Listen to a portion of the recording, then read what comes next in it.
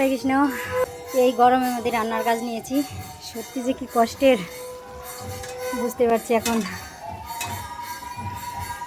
একা একা অনেকগুলো আইটেম রান্না করতে হয়েছে। পনির, ডাল, ঘ্যাট, তারপরে 2 রকমের ঘন্ট, এদিকে পাঁচ ভাজি, পায়েস, 2 রকমের অন্ন।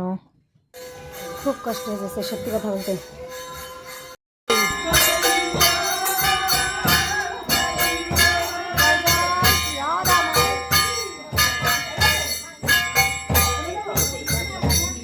হরে কৃষ্ণ, সবাই ভোগ দর্শন করে মাতাজি, এটা তুলে নেন।